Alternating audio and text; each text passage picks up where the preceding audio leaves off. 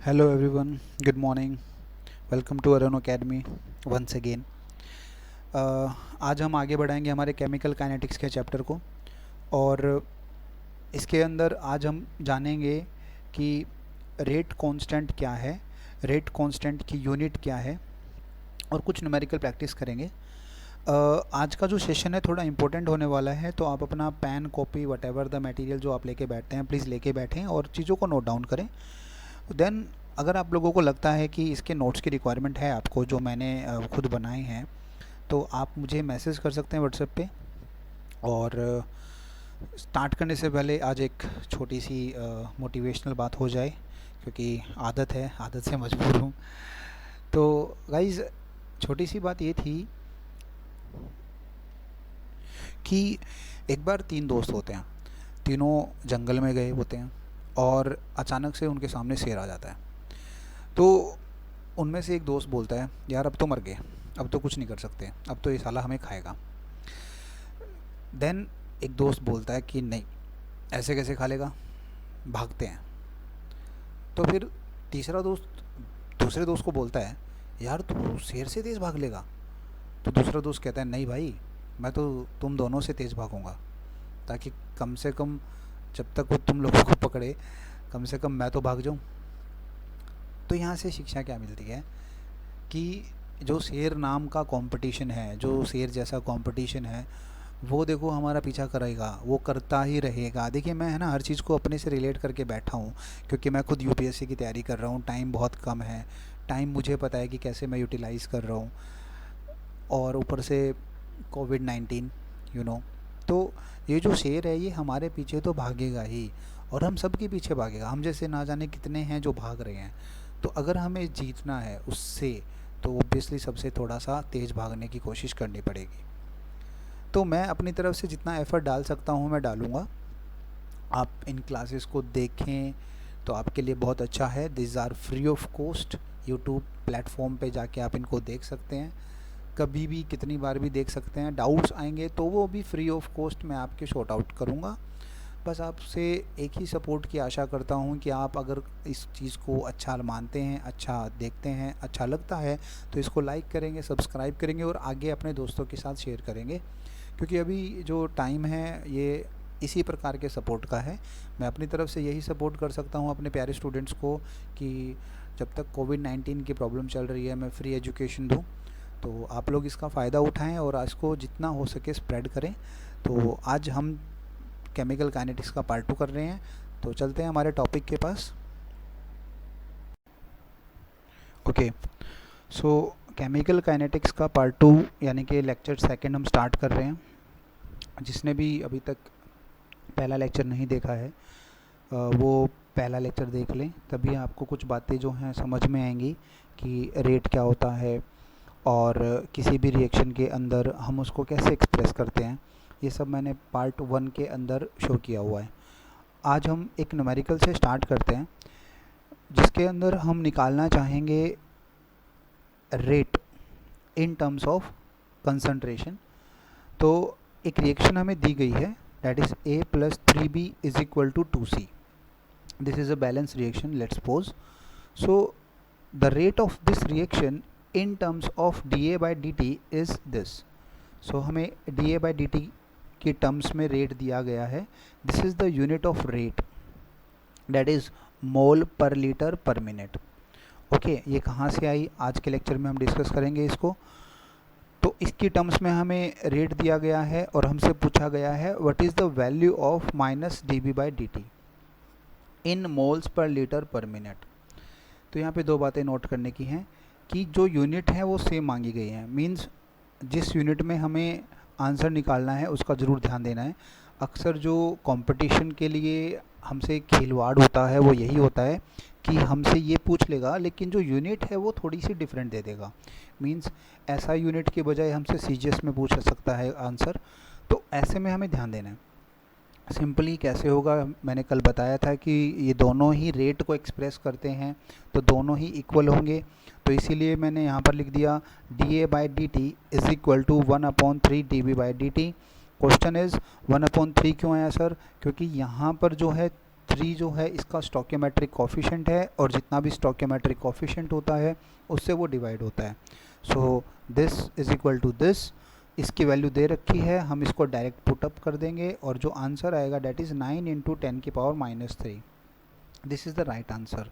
And according to unit it will be written as 9 into 10⁻³ mole litre inverse minute inverse. Okay, यहाँ पर एक बात notice करने वाली है, ये जो मिनट इनवर्स है this is not a standard unit. Time की जो स्टैंडर्ड यूनिट होती है वो सेकंड होती है, लेकिन क्योंकि हमें यहाँ पर रेट मिनट इनवर्स में ही था इसीलिए हमने इसको मिनट इनवर्स में ही कैलकुलेट किया है। Okay, now let's move to the next topic. So the next topic is law of mass action. Actually ये बहुत इंपॉर्टेंट है, ये डायरेक्टली हमसे पूछ लिया जाता है कि लॉ ऑफ मास एक्शन क्या है, इसको डिफ़ाइन कीजिए। तो देखिए, लॉ ऑफ मास एक्शन होता है एट ए गिवन टेम्परेचर, एक गिवन टेम्परेचर पर हम एक रिएक्शन करा रहे हैं, ठीक है, एक रिएक्शन करा रहे हैं जिसको एग्जांपल के साथ मैं नेक्स्ट पेज पे आपको समझाऊंगा। At a given temperature the rate of reaction is proportional to the product of the active masses. Means reaction के अंदर जो एक्टिव मास है, जो मास पार्टिसिपेट कर रहा है, ठीक है ना, पार्टिसिपेट जो कर रहा है वो मास के डायरेक्टली प्रोपोर्शनल होता है। क्या? रेट। रेट किसके डायरेक्टली प्रोपोर्शनल होता है? जो एक्टिव मास है रिएक्टेंट्स का, जो पार्टिसिपेट कर रहा है रिएक्शन के अंदर, और फिर वो कन्वर्ट किस में हो रहा है? प्रोडक्ट के अंदर, ठीक है। तो ये एक्टिव मास है क्या एक्चुअली? और ये एक्टिव मास होता है molar concentration of the substance. मैं इसका मैथमेटिकल फॉर्मूला अभी बताऊंगा, लेकिन इसमें एक बात और समझने की है कि इसके अंदर जो पावर होगी it raise to the power which is equal to stoichiometric equation. Stoichiometric equation जो होती है यू नो वेरी वेल, जो बैलेंस रिएक्शन होती है उसी को कहते हैं स्टोइकियोमेट्रिक इक्वेशन। तो हम एक एग्जांपल से समझेंगे कि क्या है स्टोइकियोमेट्रिक इक्वेशन और कैसे एक्टिव मास की टर्म्स में हम रेट को एक्सप्रेस कर सकते हैं। So basically the active mass है क्या? ये है the number of gram moles of the substance dissolve इन पर लीटर ऑफ द सॉल्यूशन। इसका मतलब क्या है सर? सिंपल सी भाषा में समझाओ। देखिए, इसका मतलब है कि कितने ग्राम मोल किसी सबस्टांस का डिज़ोल्व हुआ है 1 लीटर सॉल्यूशन के अंदर, ठीक है। जैसे भाई आपने चीनी ले ली और चीनी को आप पानी में डिज़ोल्व करना चाहते हो, एक पर्टिकुलर इंस्टेंट पर जो चीनी का अमाउंट डिज़ोल्व हो चुका है वो अमाउंट उसका एक्टिव मास कहलाएगा। ओके, तो जब भी हम कोई रिएक्शन करते हैं, देखिए कंप्लीट जो रिएक्टेंट है वो एकदम से रिएक्ट नहीं होता, उसका कुछ ही पोर्शन रिएक्ट होता है। तो एक तरह से हम कह सकते हैं वो जो कुछ पोर्शन रिएक्ट हुआ है वो उसका एक्टिव मास है। तो बेसिकली हम ये भी कह सकते हैं कि जो हमारा एक्टिव मास है वो मोलैरिटी के बराबर होता है, because they have same formula.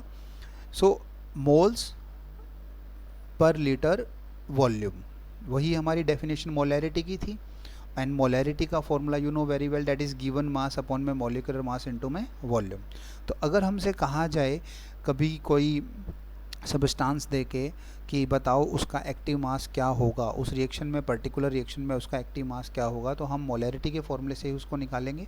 जैसे कि यहाँ पर एक न्यूमेरिकल दे रखा है, that is 4 gram of hydrogen and 120 gram of hydrogen iodide are taken, then what will be their active masses if the volume is 2 litre. तो 2 लीटर के सॉल्यूशन में हमने इनको डाला है, तो एक्टिव मास क्या होगा? तो हम एक एक करके एक्टिव मास निकालेंगे। सबसे पहले हम निकालेंगे एक्टिव मास ऑफ हाइड्रोजन। तो उसके लिए मुझे ये पता होना चाहिए कि what is the molecular mass of hydrogen gas, that is 2 unit, okay, and the volume is also 2 liter, okay. Now what will be the active mass? So what will be the active mass? That is equal to given mass upon में molecular mass into में volume. So what is given mass? That is 4 gram. Okay, and what is molecular mass? That is 2. And what is the volume? That is 2. So the answer will be 1 mole per liter. Similarly, you can find the active mass of hydrogen iodide. So mass of HI is 128 gram, that is given mass. Molecular mass also 128 gram, you can find out. It is very easy. HI, what is the mass of I and what is the mass of H, you know very well. So molecular mass is 128. Volume is given, that is 2 liter. So active mass, again the same formula, and we can calculate it, and it will be 0.5 mole per liter. So 1 mole per liter is the active mass for the hydrogen gas, and 0.5 mole per liter is the active mass of hydrogen iodide. Okay, now let's move to the next and very important topic, that is rate constant. तो rate constant guys हमें बहुत अच्छे से समझना है, क्योंकि ये जो टॉपिक है इस पे हमारे काफ़ी न्यूमेरिकल्स आएंगे. और रेट कांस्टेंट क्या होता है, यूनिट क्या होती है, रेट कांस्टेंट से ही हम आगे ऑर्डर ऑफ रिएक्शन को डिटरमाइन करेंगे. तो इसको थोड़ा सा अच्छे से समझ लो.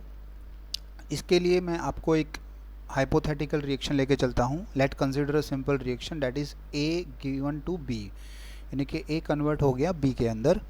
और हमने मान लिया कि जो सी ए है ये ए का एक्टिव मास है. ठीक है ना, जो अभी मैंने पीछे बताया, सी ए क्या है, ए का एक्टिव मास है.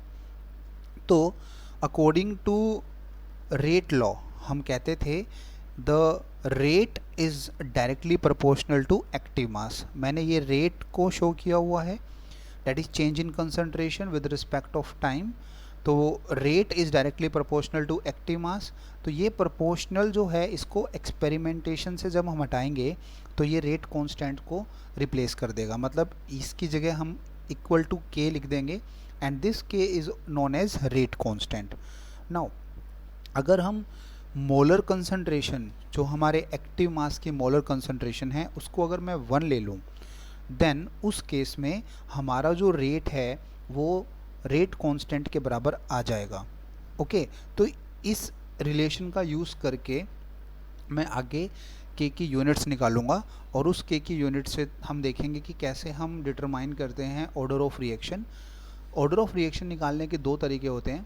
तो एक मेथड इसकी यूनिट से होगा, और दूसरा जो मेथड होगा वो हम स्टोइकियोमेट्रिक कोएफिशिएंट्स की मदद से निकालेंगे. मैं दोनों मेथड्स आपको सिखाऊंगा. फिलहाल आप ये देखिए कि क्या आपको रेट कांस्टेंट समझ में आया. ठीक है, देन उसके बाद मैं एक और नॉर्मल रिएक्शन लेता हूँ जिसमें मैं स्टोइकियोमेट्रिक कोएफिशिएंट्स का यूज़ करूँगा, एंड देन इसके बाद हम देखेंगे this is a reaction in which A B and small a and small b are the stoichiometric coefficients which convert into product. So according to rate law, again the rate is directly proportional to the product of the concentration of the reactant raised to the power which is equal to the stoichiometric coefficient. जो हमने पीछे एक बड़ा सा paragraph लिखा था वो बिल्कुल एक लाइन के अंदर समेट दिया है. तो इस प्रोपोर्शनल को हटाने के लिए फिर से मैं इक्वल टू लेके आऊँगा, डैट इज़ इक्वल टू के, एंड डैट के इज़ रेट कांस्टेंट. अगेन अगर ए और बी की जो मोलर कंसंट्रेशन है वो 1 मोल होगी, तो हम अगेन कह सकते हैं रेट मेरा के बराबर आ जाएगा. तो this is rate constant, and the relation between rate and rate constant you now no very well. जो हमारा प्यारा रेट कांस्टेंट है ये डिपेंड करता है 3 चीज़ों पे: nature of reactant, temperature and catalyst. कैसे ये डिपेंड करता है मैं थोड़ा सा आप लोगों को इलोबरेट करूँगा. नेचर ऑफ रिएक्टेंट पे कैसे डिपेंड करता है, देखो इसके लिए सबसे पहले आपको पता होना चाहिए जो रेट है वो डायरेक्टली प्रोपोर्शनल टू के होता है. ठीक है, तो अगर इस रेट की हम बात करें, ठीक है, इस रेट की अगर हम बात करें तो ये रेट बढ़ेगा तो ये के भी बढ़ेगा, यानी कि डिफरेंट ऑर्डर्स के लिए जो के की वैल्यू है ये अलग अलग होती है. तो नेचर ऑफ रिएक्टेंट की कैसे बात कर सकते हैं, देखिए सबसे पहले जो चीज़ आती है किसी रिएक्टेंट के अंदर वो है सरफेस एरिया. ओके, जितना उसका एक्टिव सरफेस एरिया होगा उतनी जल्दी वो प्रोडक्ट में कन्वर्ट होगा. तो कई बार रिएक्टेंट का सरफेस एरिया कम हो सकता है, कई बार रिएक्टेंट का सरफेस एरिया ज़्यादा हो सकता है। तो इसी तरह से जो सरफेस एरिया है अगर वो कम या ज़्यादा होगा डिपेंडिंग कि वो किस प्रकार का है, उसी प्रकार से के की वैल्यू आएगी। सेकंड जो चीज़ है वो है टेम्परेचर। कुछ रिएक्शंस जो होती हैं वो एक्सोथर्मिक होती हैं, ठीक है। कुछ रिएक्शंस होती हैं एक्सोथर्मिक एंड कुछ रिएक्शंस क्या होती हैं, एंडोथर्मिक। तो दोनों ही रिएक्शंस के अंदर टेम्परेचर का अलग प्रभाव होता है। एक्सोथर्मिक रिएक्शन के अंदर अगर हम बात करें, let's talk about the exothermic reaction. If we increase the temperature, अगर हम टेम्परेचर को बढ़ाते हैं तो वो रिएक्शन फॉरवर्ड जाने की बजाय वो रिएक्शन कहाँ पे जाएगी, बैकवर्ड। वो रिएक्शन फॉरवर्ड जाएगी नहीं। क्यों नहीं जाएगी, क्योंकि भैया ऑलरेडी वो हीट या एनर्जी जो है वो निकाल रही है और आप उसमें और हीट दे रहे हैं, जिसकी वजह से वो फॉरवर्ड जाने की बजाय बैकवर्ड जाएगी। तो उस केस में हमारे रेट कांस्टेंट की वैल्यू या रेट की वैल्यू कम हो जाएगी। लेकिन अगर हम बात करें एंडोथर्मिक रिएक्शन की, देन हम जानते हैं कि इसके अंदर हमें एनर्जी देनी पड़ती है। एंडोथर्मिक रिएक्शंस जो हैं वो एनर्जी जो है एब्जॉर्ब करती हैं। तो उस केस में अगर हम टेम्परेचर को बढ़ाएंगे तो हमारी जो के की वैल्यू है वो भी बढ़ेगी, क्योंकि इस केस में जो रिएक्शन है वो फॉरवर्ड जाएगी, ठीक है। तो आई होप ये फंडा आपको समझ में आया होगा कि एक्सोथर्मिक में टेम्परेचर के साथ कैसा प्रभाव है, एंडोथर्मिक में टेम्परेचर के साथ कैसा प्रभाव है। नाउ द क्वेश्चन इस सर हमें पता कैसे चलेगा। देखिए, जब हमें रिएक्शंस गिवन होंगी तो वहाँ पर अगर राइट हैंड साइड में हमें कुछ एनर्जी जो है वो दी गई है और अगर वो एनर्जी पॉजिटिव है, इट मीन्स वो एनर्जी एब्जॉर्ब हुई है, तो इसका मतलब वो जो रिएक्शन है वो एंडोथर्मिक है। लेकिन अगर हमें कोई रिएक्शन इस प्रकार से दे रखी है जिसमें एनर्जी जो है वो नेगेटिव है, तो इसका मतलब वो जो रिएक्शन है वो एक्सोथर्मिक है। तो इस बात से आपको आइडिया लग जाएगा। और अगर आपको ये आइडिया लग जाएगा तो आप इजीली बता सकते हो कि के की वैल्यू बढ़ेगी या कम होगी on the basis of temperature. इस बात को थोड़ा सा नोट डाउन कर लेना, ये इम्पोर्टेंट है कंपटीशन पॉइंट ऑफ व्यू से। बात करते हैं कैटालिस्ट की। तो देखिए, दो प्रकार के कैटालिस्ट मैंने आप लोगों को बता रखे थे। एक होते हैं पॉजिटिव कैटालिस्ट और एक होता है नेगेटिव कैटालिस्ट।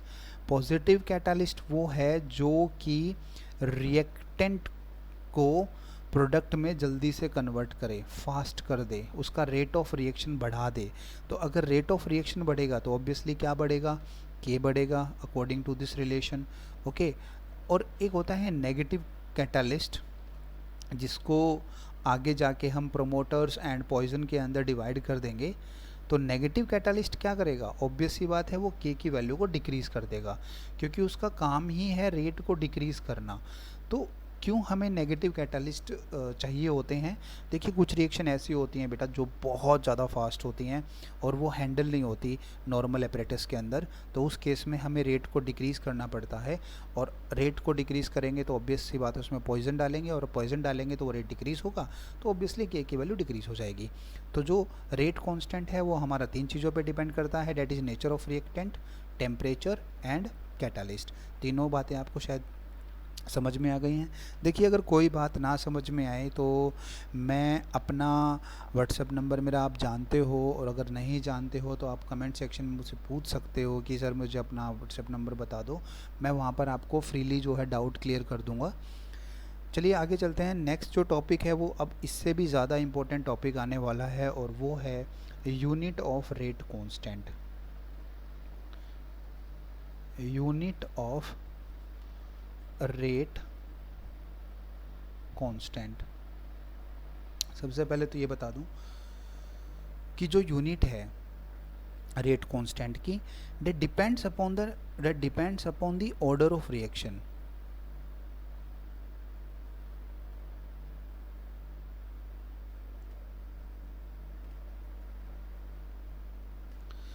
कि हमारी जो रिएक्शन है वो ज़ीरो ऑर्डर है, फर्स्ट ऑर्डर है, सेकंड ऑर्डर है, सूडो ऑर्डर है। हमारी रिएक्शन का ऑर्डर क्या है, जो यूनिट है रेट कांस्टेंट की वो उस पर डिपेंड करती है। कैसे डिपेंड करती है मैं अभी बताता हूँ आपको एक्सप्रेशन के साथ। सो मैं आपको बता रहा था कि यूनिट ऑफ रेट कांस्टेंट कैसे निकालेंगे।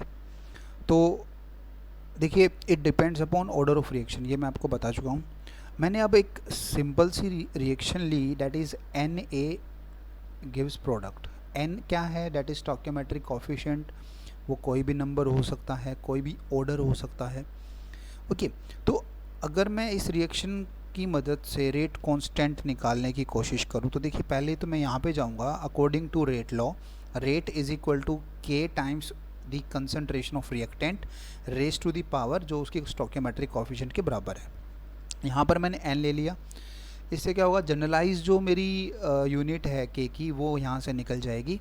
तो रेट को मैं क्या लिख सकता हूँ? रेट को मैं लिख सकता हूँ concentration upon time. Yes, we know that molar concentration upon time is equal to K into concentration, क्योंकि ये भी तो एक कंसंट्रेशन ही है, तो कंसंट्रेशन की पावर एन। ओके, नाउ अब मैं कंसंट्रेशन को जो है उसके बेसिक फॉर्म में कन्वर्ट कर दूंगा, that is moles per litre. Concentration को किया है मैंने मोल पर लीटर, और जो टाइम है वो रहेगा सेकंड। इसी तरह से इस कंसंट्रेशन को भी मैं कर दूंगा मोल पर litre raise to power N. इस बात को ज़रूर समझ लें कि मोल पर लीटर यहाँ पर सिंगल पावर है, कोई पावर नहीं है, वन है, और यहाँ पर टाइम की जो यूनिट है वो है सेकंड। मोल पर लीटर यहाँ पर जो पावर है वो एन है, मैंने जनरलाइज फॉर्म में लिया है। बाद में जाके जब हम zero order, first order, third order जो भी है उसकी वैल्यू को हम रिप्लेस कर देंगे, जो भी गिवन हमारे पास वैल्यू होगी, और उससे हमें के की वैल्यू आ जाएगी। तो जो फाइनल जो के की वैल्यू आएगी वो क्या आएगी? जो फाइनल के की वैल्यू आएगी वो आएगी हमारे पास के इज इक्वल टू मोल पर लीटर सेकेंड इनटू में, अब ये यहाँ पे रिवर्स हो जाएगा, डैट इज़ लीटर की पावर एन अपॉन में मोल की पावर एन। तो देखिए जो के की वैल्यू आई, यहाँ पर वन है, यहाँ पर एन है, तो मोल कितना बन गया? मोल बन गया वन माइनस एन। इसी प्रकार से लीटर जो बन जाएगा वो कितना बन जाएगा? एन माइनस वन, क्योंकि यहाँ पर वन है। और second inverse, this is the most important result या आउटकम हम कह सकते हैं यहाँ से जो निकल के आएगा। सो मोल की power one minus n, litre की power n minus one, and second inverse. तो जैसा कि मैंने कहा था, अब मैं डिफरेंट ऑर्डर्स के लिए के की वैल्यू निकालूंगा। अगर हमारे पास ऑर्डर जो है वो ज़ीरो है तो एन की वैल्यू क्या हो जाएगी? Zero. So what is the unit of k in case of order zero? तो यहाँ पर हमारे पास एन की वैल्यू हम ज़ीरो पुट कर देंगे, तो mole one, litre minus one, and second inverse. इसके बाद अगर हम बात करें order one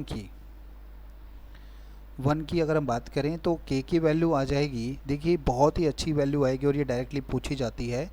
mole one minus one that is zero, litre again one minus one that is zero, and second inverse. तो अल्टीमेटली किसी भी चीज़ की पावर जब ज़ीरो होती है तो हम उसको वन से रिप्लेस कर देते हैं, तो इसकी जो यूनिट आई वो आई second inverse. Okay, now third we have, आपको निकालना पड़ेगा, आप खुद निकालिए, आपका ये होमवर्क है कि n अगर 2 हो, यानी कि सेकेंड ऑर्डर की इक्वेशन हो, तब what is the unit of k। तो आज का लेक्चर हमारा यहीं पे ख़त्म होता है। कल का लेक्चर बिल्कुल मिस ना करें, क्योंकि कल मैं आप लोगों को बताने जा रहा हूँ कि कैसे रेट कांस्टेंट डिफ़र कर सकता है अगर हम कंसंट्रेशन को चेंज करें, कंसंट्रेशन को ट्वाइस करें, कंसंट्रेशन को हाफ कर दें, तो कैसे हमारा रेट कांस्टेंट चेंज होता है। बहुत इंपॉर्टेंट टॉपिक कल आएगा। इसके अलावा कल हम ऑर्डर ऑफ रिएक्शन को डिटेल में पढ़ेंगे, मॉलिक्युलैरिटी को थोड़ा डिटेल में पढ़ेंगे, एंड देन उसके बाद हम कॉलिजन थ्योरी पे जाएंगे। तो stay tune, stay safe, and अगर आपको अच्छा लगा, फिर से कहूँगा इसको सब्सक्राइब करें और शेयर ज़रूर करें अपने दोस्तों के साथ। मैं भी कहाँ से यूट्यूब जैसे मार्केटिंग कर रहा हूँ, बट क्योंकि माहौल ही ऐसा है तो बस हम इतना ही कर सकते हैं। आप बस पढ़ें, शेयर करें चीज़ों को, लेकिन जो भी पढ़ें हो सके तो मेमोराइज़ करने की बजाय उसको समझें। अगर आप समझकर मेमोराइज़ करेंगे तो लंबे टाइम तक रहेंगी। ठीक है, तो stay safe, stay tuned, bye bye.